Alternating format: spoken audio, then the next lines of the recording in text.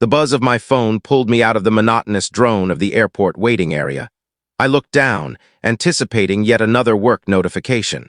But the name on the screen made my heart clench. Mrs. Coleman, my recent neighbor. "Lauren, I hate to alarm you," the text said, "but your driveway is filled with vehicles. It appears there's a gathering. Before we start, leave a comment and let us know where you're from and which city you're viewing our content from. And after you've watched the entire video, remember to share what you would do in this scenario. Be truthful. Share it in the comments section below. We read every single one. Let's get started." My stomach churned. I had finalized the purchase of the house only 2 weeks earlier. No one, not even my relatives, knew I had acquired it. I had planned to announce it once I returned from this business trip. With trembling fingers, I launched the home security application. My mouth went dry as the live stream connected. Loud music blasted from the outdoor speakers. String lights draped across the deck. On the terrace, Jason, my brother, lifted a beer triumphantly. His other arm slung around our cousin as though this were his own victory party. Inside, I noticed Megan, my sister, toasting glasses like she was the hostess. My mother, Linda, sat at the kitchen counter, chuckling with a wine glass in her grip. And my father, Thomas, commanded attention in the living room, recounting familiar tales as if this were his domain. My heart pounded as I switched to another camera angle. My brand new couch, still pristine until that moment, was covered with dirty footwear and greasy dishes. Bottles scattered across the surfaces. Someone had even spilled a mark on the carpet I had carefully selected.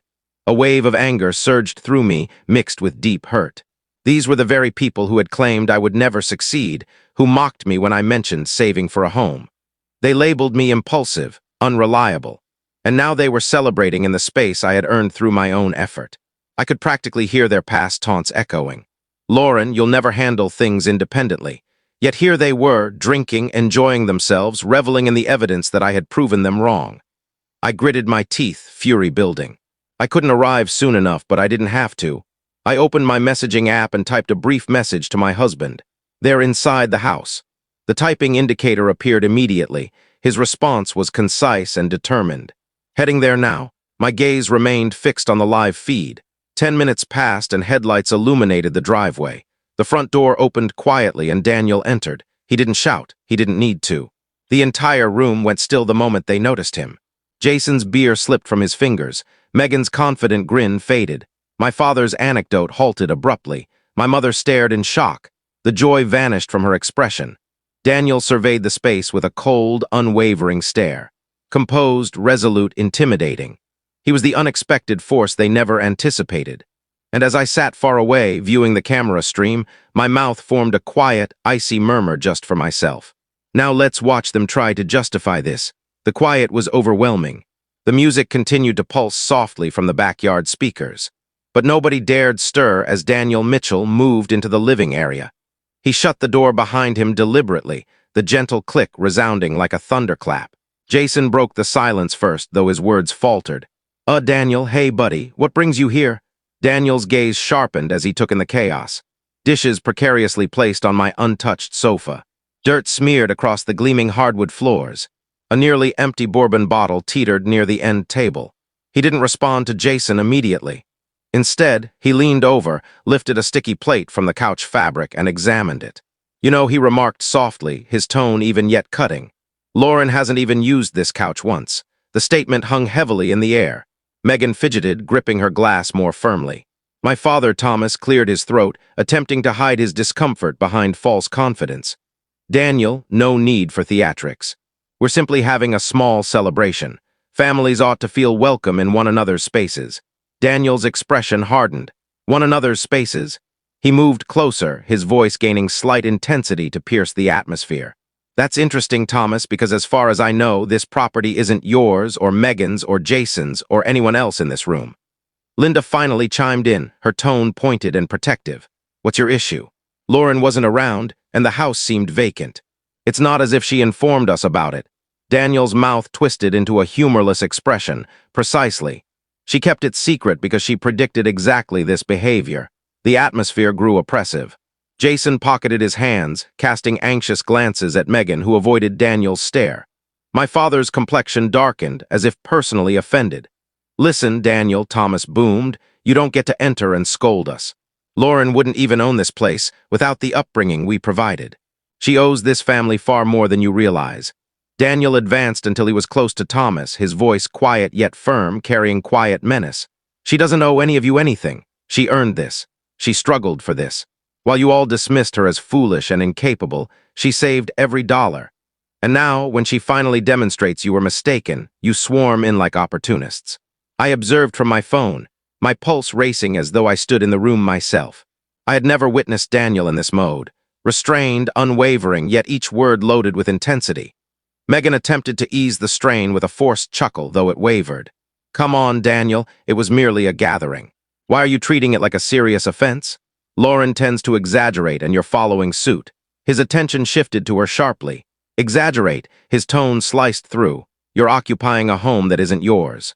Consuming alcohol you didn't purchase, tracking dirt on floors you never maintained, and you label her excessive. Megan's arrogance disappeared. Her face grew ashen. Then Daniel surprised everyone. He retrieved his phone, tapped it, and raised the screen. My image filled the display. Greet her, he instructed. Their expressions turned to shock upon seeing me on the video call, observing everything. I remained silent initially. I allowed the quiet to build, letting their unease intensify. At last I spoke. So whose property is this exactly? Jason mumbled. Lauren, please, we didn't intend any harm. No harm. My words carried through the speaker, laced with long-suppressed anger. I saved for this home while you all ridiculed me openly. Every skipped family meal, every additional work shift, every refusal of unnecessary expenses. It was all for this. And now that I've achieved something solely mine, you force entry and treat it like a recreational space. Thomas frowned. Don't distort the situation, Lauren. We were only— No, I interrupted fiercely. You weren't only anything. You confirmed every reason I concealed it, because you lack respect for me. You've never shown respect for me. The room fell quiet except for the distant speaker hum. Daniel ended the pause, his tone absolute. Everyone needs to depart immediately. Jason attempted objection. Immediately, Daniel reiterated, his voice deepening. Before I place a call you'll regret. It wasn't mere intimidation. It was assurance, and they recognized it. Gradually, hesitantly, they started gathering belongings. Megan placed her glass down with unsteady hands. Jason grumbled softly but avoided the camera. Linda whispered to Thomas, who glared at Daniel yet knew defeat. Individually, they moved toward the exit, faces drained, assurance shattered. As the final person left, Daniel angled the camera to reveal the disorder. Dishes piled high, marks on the carpet, bottles overturned. My heart ached, rage and sorrow intertwining. Daniel's tone softened as he brought the phone nearer. Don't fret, Lauren, I'll handle it. I breathed out unsteadily. For the first time in hours, I trusted him. But inwardly, I understood. This matter wasn't resolved. That night marked merely the start. The following morning, I sat at the table in my hotel room, laptop open, phone vibrating repeatedly. My relatives had sent numerous messages overnight, filled with justifications, insincere regrets, and lingering entitlement. Megan's recording was biting. Lauren, you're overreacting. It was simply a get-together. Quit causing drama. You know family takes priority. Jason's was guarded. I failed to understand your anger. We were just appreciating the space before you imposed restrictions. But my father's stung deepest. His rough tone held that recognizable sharpness. Lauren, you've always been self-centered. If you didn't want us present, you should have mentioned it. Don't pretend this house elevates you above those who brought you up. My fingers shook as I stopped playback. Brought me up. Those phrases struck profoundly. Brought me up to doubt my worth. Brought me up to believe achievement required their validation. Brought me up to feel shame for desiring independence. I closed the laptop, pulse racing, as Daniel entered with coffees. He placed one before me, reading my expression. They've been contacting you, haven't they? I nodded.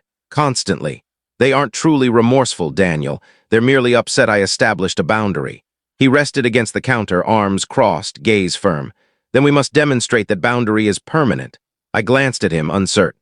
How? His mouth formed that same composed, intense smile from the footage. By reinforcing that this isn't merely a residence, it's yours.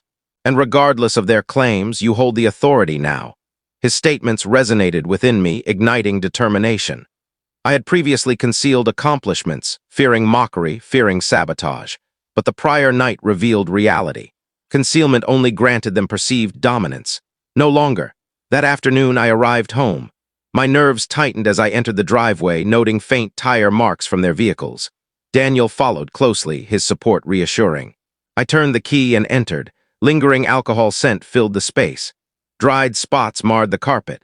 My formerly spotless counters bore sticky residue from spills. I stood absorbing the damage, and resolve solidified within me. This extended beyond a gathering. It encompassed every dismissal, every accusation of impulsiveness, every scoff at my independence goals. I faced Daniel, my tone firm yet fueled by determination. I won't tidy this myself. He arched an eyebrow. What's your plan? I lifted my phone and composed a message, a group text to everyone. You left my home in disarray. If you desire any future access, you will clean it. Tomorrow, all of you. Otherwise, locks are replaced and you'll never enter again. I sent it without hesitation. Replies flooded in quickly. Megan, you can't be serious. You don't dictate to us. Jason, Lauren, don't escalate this. My mother, Linda, darling, let's not escalate. We'll visit another day. Perhaps with a meal. But my father's arrived, brief and hostile. You don't command this family. Think ownership grants power? You remain that same naive girl. I displayed it to Daniel. His expression tightened. Then tomorrow, he stated softly, we ensure they recognize your strength. The next day, I opened the door precisely at noon. They arrived sequentially. Jason initially grumbling quietly, Megan with crossed arms defiant, Linda evading my gaze. And lastly, Thomas, face rigid. Tension filled the air as they entered. Jason surveyed the clutter and sneered. This is absurd. No, I countered sharply. What's absurd is believing you could disregard me, my property, and my achievements without repercussions. You created this disorder. You will remedy it. Megan gestured dramatically. You're truly forcing your relatives to scrub like servants. Daniel advanced, his tone even yet warning-laden. Servants show her greater courtesy than you have. The remark struck hard. Jason paled. Linda parted her lips, then shut them. Thomas flushed with fury, yet paused. For a prolonged moment, stillness prevailed. Then, gradually, Megan retrieved a garbage bag, hands unsteady. Jason cursed softly while collecting bottles. Linda exhaled deeply, taking cleaning wipes. And eventually, Thomas knelt with a cloth, his ego fracturing under quiet pressure. I remained standing, arms folded, observing. For once, they lacked control. For once, they couldn't manipulate the narrative or belittle my choices. And as my father erased the mark from the carpet he had ignored previously, a profound satisfaction filled me. This wasn't overt vengeance. It wasn't yelling or eviction. It was subtler, more powerful, forcing acknowledgement of their actions and reinforcing ownership. When the final bottle was discarded and the carpet restored, I approached, tone resolute. Thank you for restoring order. Now leave, they gaped astonished. Leave, I reiterated stronger. Until you demonstrate respect, you have no place here. With Daniel beside me, I observed them exit quietly, subdued and wordless. For the first time in years, I felt invincible. I believed it concluded. I assumed that compelling them to clean and dismissing them would teach boundaries. But 2 evenings later, my phone illuminated once more. A message from Megan. We're visiting tomorrow for a meal. Don't exaggerate. We remain family. My heart constricted, fury rising anew. They had absorbed nothing. In their view, this home remained open for intrusion. Daniel saw the text beside me. His gaze intensified. Words don't reach them, Lauren. Actions do. This time, we conclude it permanently. The following evening, rather than preparing dinner, I positioned my laptop on the counter. I swiftly compiled footage from the security system, the gathering, their carefree attitudes, their disregard. Every perspective, every careless moment recorded clearly. At 7 precisely, the knock sounded. Jason, Megan, Linda, and Thomas entered confidently. My nerves flared, but I stood firm. Daniel remained nearby, composed, prepared. Meal ready? Megan inquired, attempting cheer. Not this evening, I replied coolly. Tonight involves viewing something different. I rotated the laptop. The recording began immediately, Jason carelessly placing his drink on my furniture. Megan grinning with her glass. Linda chuckling nonchalantly, Thomas boasting in the background. Their faces lost color as the proof replayed. Every unflattering detail, every display of disrespect preserved. You unlawfully entered my home. You hosted a celebration. You damaged what I labored for. Then you portrayed me as unreasonable. My voice remained even yet shook with pent-up anger. Jason stuttered. Lauren, there's no need to silence, I commanded. You spent years criticizing me, claiming I was impulsive, undependable, destined to fail. But upon succeeding, you attempted to claim it. This, I gestured to the screen, reveals your true behavior when you believe I'm unaware. Linda's eyes moistened, but not from remorse, from apprehension. Lauren, please don't share this. Daniel moved forward, tone quiet and conclusive. That's precisely it. We won't have to. You've revealed yourselves already. And moving forward, you will never diminish Lauren again. Never. Thomas reddened yet lacked rebuttal. Not against the recording, not against Daniel's presence, not against my newfound authority. I folded my arms. Here's the agreement. You show respect for me for this home, or you remain excluded permanently. No further opportunities. The ensuing quiet outweighed any argument. Jason averted his gaze. Megan's resistance evaporated, her posture defensive. Linda dabbed her cheeks, nodding faintly. And Thomas, my father, who once derided my ambitions, fixed his eyes downward. His arrogance broken. At last, I declared, now depart. They complied without protest. Individually, they exited, burdened by the footage and my statements. When the door closed, I sank into a seat, shaking. Daniel embraced me, supportive and warm. You accomplished it, he murmured. You finally confronted them. Tears formed, but not of grief, of liberation. Years of mockery, years of belittlement, years of feeling inadequate. It ceased that evening. As I rested on my restored couch in the home I acquired through dedication and perseverance, a realization dawned. Retribution wasn't the true triumph. It was reclaiming my value, proving I wasn't the failure they portrayed. This was my residence, my existence, my terms, and for the first time in years I felt truly liberated.